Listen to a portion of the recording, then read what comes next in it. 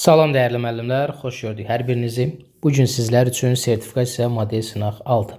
İbtidai sinif müəllimləri üçün model sınaqlar playlistində ilk 5 sınağın izahı yerləşdirilib. Bundan əlavə olaraq 2025 üçün, 2024, 2023 hər bir il üçün xüsusi olaraq sertifikasiya model sınaqlarımız var. Mütləq şəkildə baxın, şiddətlə tövsiyə edirəm sizə. Və bu suallarımız qəbul həm MİQ, həm də sertifikasiyada ümumiyyətlə bütün sınaqlarımız imtahanda istifadə olunmuş suallar əsasında hazırlanır. Baxaq. Birinci sualımız diaqramlarla bağlıdır. Bu sual da imtahanda istifadə olunan sualdır və müəllimlərə əksərən çətin gələn sualdır. Çünki sualı oxumaq tələb olunur. Sualı şəkil olaraq, vizual olaraq gözümüzün qarşısında canlandırmaq lazımdır. Diaqramda məktəbin 4-cü sinifində oxuyan şagirdlərin paylanması əks olunub. Bütün oğlanların 4-də 3 hissəsi futbolla, qızların isə 5-də 2-si bədii gimnastika ilə məşğul olmaq istədiyini deyir. Bu iki idman növü ilə cəmi neçə nəfər məşğul olmaq istəyir? Gəlin əvvəlcə oğlanların sayını tapaq. Yazıram bura oğlanlar. Baxın, qrafik oxuyaq. Burada 2 dənə rəngimiz var. Göy və qırmızı rəng. Göy rəngi oğlanları göstərir. 4A sinifində qrafik oxumaq bu deməkdir ki, 4A-dan gəlirik bura 12. Onda olacaq nə qədər? 12. 4B-də göy rəngin uzantısını çəkir. Burada incə məqam nədir? Baxın, görürük 2, 4, 6, 2, 2 artır. 4B-də uzatsaq 12 ilə 14-ün arasına düşür. Və müəllimlər, biz deyə bilmərik 12,5 oğlan və s. və ilaxır. Bu natural olmalıdır. Say nə olmalıdır? Say həmişə natural olmalıdır. Ona görə 12 ilə 14-ün arasında natural ədəd bir dənədir. Onda 4B sinifində olan oğlanların sayı 13-dür. 4C sinifində olan oğlanların sayı 16 ilə 18-in arasına düşür. Elədi 17. Ən sonda 4D sinifinə baxırıq. 4D sinifində isə 18. Üstə gələk 18. Bu da bərabərdir. Topladıq elədi 60. İndi keçirik qızlara. Bərabərdir. Qızların burada sayı qırmızı ilə qeyd olunub. Yəni qırmızı rənglə göstərilir. 4A sinifində 18. Bərabər yazmayaq. 18. Üstə gələk. 4B sinifində 12'nin üzerine düşür. 12. Üstə gələk. 4C sinifində düşür. Buradan uzantını çəksək 10'un üzerine. 4D sinifində isə yenə 10'un üzerine. Burada rahatdır qızlarda. Hamısı konkret ədədlərin üzerine düşür. Və bunları toplasaq 18 ilə 12, 30, 20, 50. İndi oğlanların 4'də 3 hissəsi futbolla məşğul olur. Oğlanların sayı nə qədərdir? 60. 60'ın 4'də 3'ünü tapaq. 60 vurulsun 4'də 3. 60'ı böləcəyik. 4'ə vuracağıq 3'ə. 15, 15 3'ə vuranda 45 nəfər. Qızların isə 5'də 2'si bədii gimnastika. Qızların sayı 50'dir. 50'nin 5'də 2'si 50'ni 5'ə vurub, bölüb 2'yə vuracağıq. 10, bu delədi 20. İndi bu iki idman növü ilə cəmi neçə nəfər məşğul olmaq istəyir? Oğlanlardan 45 nəfər idi. Qızlardan 20 nəfər idi. Cəmi isə eləyəcək 65. Doğru cavab C variantı. Biraz bu suala vaxtınız gedə bilər, amma sual 10 saniyə tez vurum, toplayım, çıxımla əl olunacaq sual deyil. Diqqətli olmaq lazımdır. Növbəti sualımız həndəsə ilə bağlıdır. Deməli, radiusu 8 cm olan çevrənin xaricinə çəkilmiş kvadratın perimetri bərabəryanlı trapesiyanın perimetri ilə eynidir. Gəlin baxaq. Belə bir çevrə çəkirik. Bu çevrənin radiusu 8 cm-dir və bunun xaricinə kvadrat çəkək. Kvadrat o zaman çəkilir ki, bunun bütün tərəflərinə toxunsun. İndi bunun radiusu 8-dir. Buradan bura qədər 8-dir. Qeyd elədik. Əgər radius 8-dirsə, diametr nəyə bərabərdir? Diametr bərabərdir 2 radiusa. Və demişik ki, müəllimlər bu mövzuda, bax bu sualla bağlı dəfələrlə demək olar ki, 2 sınaqdan bir buna uyğun sual salıram. Çünki hər imtahanda düşüb. Kvadratın daxilinə çevrə çəkmişiksə və ya çevrənin xaricinə kvadrat çəkmişiksə, bu eyni şeydir. Diametr hər zaman tərəfə bərabər olur. Diametr bərabərdir tərəf. Onda diametr 8-dirsə, radius 8-dirsə, diametr bərabərdir 16 cm. Onda tərəf də 16 cm eləyəcək. İndi perimetr nə qədər olacaq kvadratın? Kvadratın perimetri 4 vurulsun 16 bərabər 64 cm. Bərabəryanlı trapesiyanın perimetri də 64. Bərabəryanlı trapesiya hansı trapesiyadır? Yan tərəfləri bərabər olan trapesiya.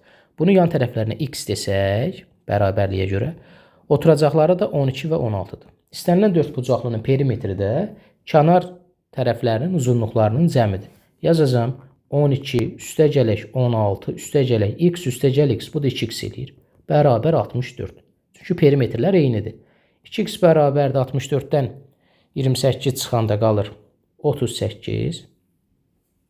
X də bərabər 38-i 2-yə böləndə eləyər nə qədər? Daha doğrusu burada 28. 28-dən çıxanda 36 qalır. 36. 36-nı 2-yə böləndə 18. Deməli, müəllimlər, trapesiyanın yan tərəfinin uzunluqları 18 santimetr imiş. Doğru cavab B. Üçüncü sualımız çevirmələrlə bağlıdır, müqayisə sualıdır və burada əsas zaman vahidləri verilib. Yazılıb 1 il 3 ay kiçikdir 3540 gündən. İndi haqlı olaraq belə bir sual verə bilərsiniz ki, müəllim, ilimiz bəzən 365, bəzən 366, bu fevral 28. Fərqi yoxdur, biz bunun maksimumunu götürək. Tutaq ki, 366 olan ildən danışırıq, 366 günümüz burada var. Üstə gələk, 3 ay. Ay indi deyəcəksiniz, müəllim, bu bilmirik, aylar 30-dan da ola bilir, 31-dən də, hətta 28 və 29-dan da. Biz maksimumunu götürək. Tutaq ki, 31-dən, 3 dəfə 31, 93. Bunları toplasaq belə, bərabər eləyəcək 459-a. Yəni, maksimum götürsək belə 3540-dan kiçik olacaq. Demək, bu doğrudur. B variantına baxırıq. 4 həftə böyükdür 21 gündən. Bir həftəmiz 7 gündür. 4-ü vurarsan 7-yə bərabər 28 gün. 28 gün 21 gündən təbii ki, böyük olacaq. Bu da doğrudur. 5 gün 15 saat bərabərdir 135 saata. Gəlin bunu hesablayaq. Bir günümüz 24 saatdır. 24-ü vuraram 5-ə, üzərinə də 15-i gələrəm. 24-ü 5-ə vuranda eləyir 120, 120-nin üzərinə 15 gələndə 135 saat. 135 saat, 135 saata bərabərdirmi? Təbii ki, bu da doğrudur. D variantına baxırıq. 8 il 3 ay bərabər 6 il 27 ay. Bu 8 ili mən illəri bərabərləşdirim. 6 il yazsam, burada mənim 2 ilim qalır da əlavə olaraq. 1 ilimdə neçə ay var? 1 ilimdə 12 ay var. 2 ilimdə 2 dəfə 12, 24 ay var. Demək, bu 8-in 2 ilini götürürəm, 24 ay kimi düşünürəm. Burada da əlavə bir 3 ayım var. 3 dəfə 24 elədi. 6 il 27 ay. Bu da bərabər 6 il 27 ay. 6 il 27 ay, 6 il 27 aya bərabərdirmi? Bəli, bir-birinə bərabərdir. Bu da doğrudur. Y variantına baxırıq. Y variantında 2 gün 14 saat kiçikdir 60 saatdan. Bir günümüz neçə saatdır? 24 saat. İndi 2 günümüz 2 dəfə 24, 48 saat. 14 saatımız burada üzərinə gəlirsən 14'ü. 4 ilə 8, 12, 62 saat elədi. 62 saat necə 60-dan kiçik ola bilər? Demək, bu səhvdir. Bu gördüyünüz cavab da Y variantında, demək bəlli bir vaxt gedir. Bu çətin sualdırmı? Xeyr, kifayət qədər sadə sualdır.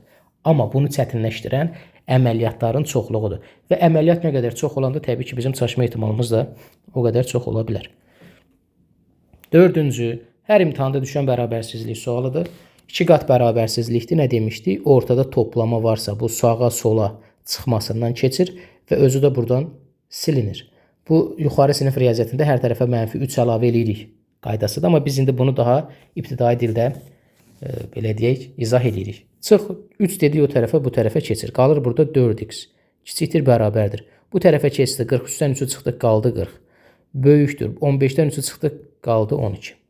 Çıxma olsaydı sağa sola toplamasından keçərdi. Buradan hər tərəfini 4-ə bölürük. Məqsədimiz ortada x-in qalmağıdır. 12-ni 4-ə böləndə 3.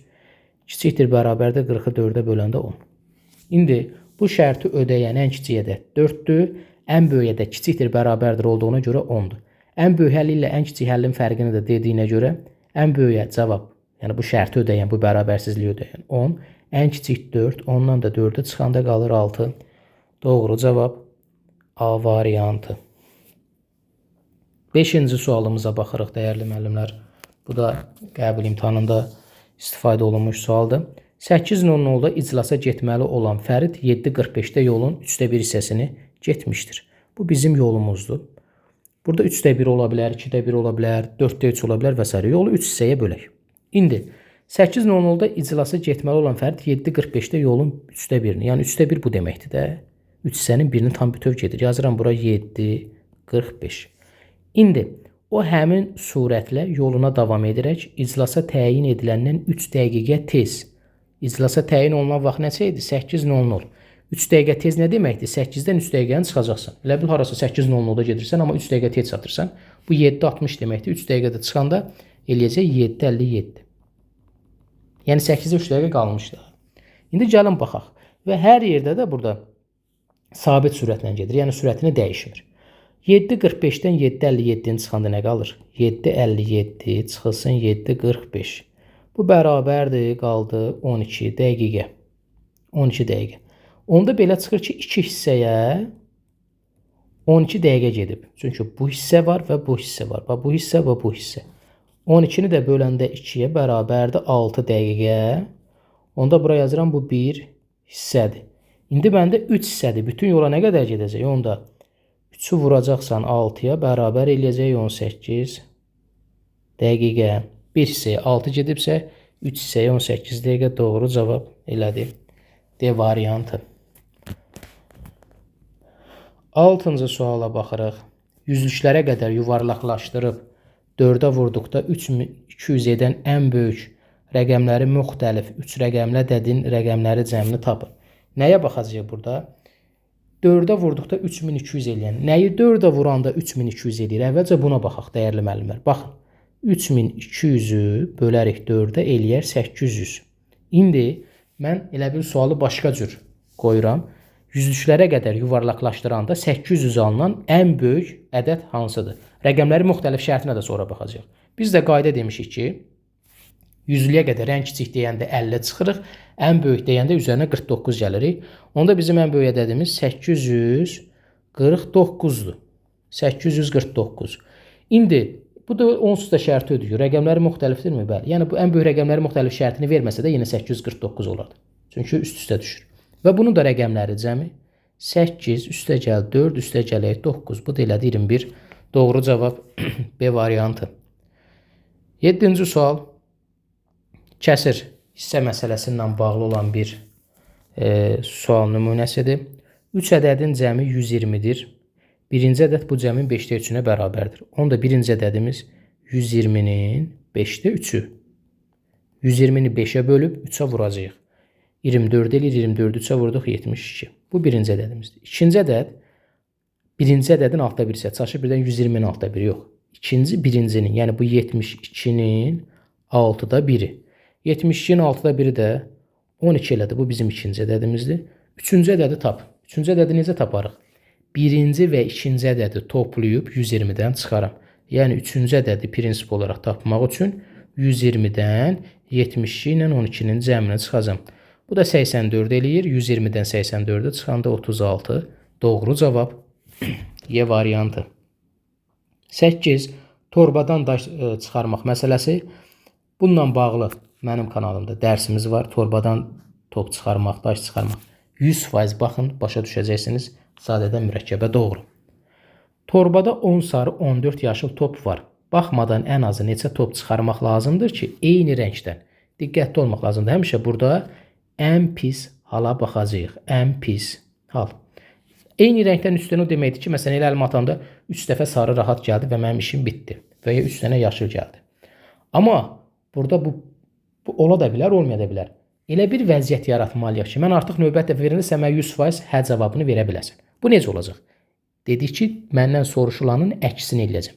Eyni rəngdən deyirsə, mən elə bil ki, ən bəxtsiz, ən pis hala baxacam, fərqli rəng çıxacaq. Bir dəfə sarı çıxdı.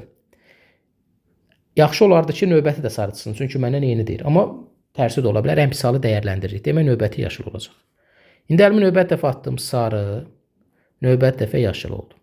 Artıq 5-ci dəfə, burada 4 dəfə top çıxarmışam, 4 dəfə əlimi torbaya salmışam. Demək, burada 5-ci dəfə olacaq. Dəyərli müəllimlər.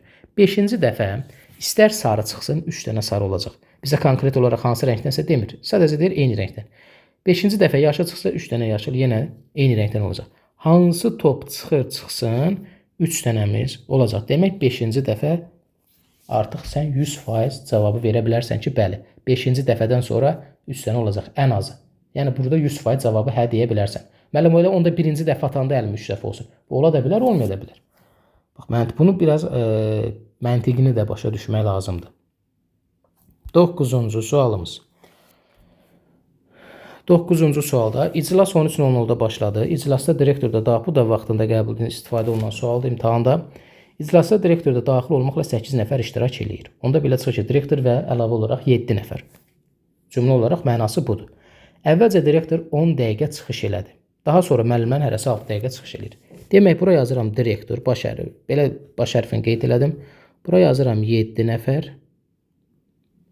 Və sonra yenə yazıram direktor. Direktor 7 nəfər direktor. Çünki direktor həm başlanğıcda, həm də sonda çıxış edir. Əvvəlcə direktor 10 dəqiqə çıxış elədi. Yazıram 10 dəqiqə. Daha sonra müəllimlərin hərəsi 6 dəqiqə çıxış olmaqla çıxış elədi. Hərəsi. 7-ni vuracaqsan 6-ya bərabərdir 42 dəqiqə. Burada 10 dəqiqə. Və direktor sonunda yenə 7 dəqiqə çıxış edir. Buraya da yazıram 7 dəqiqə. Bunları toplayaq.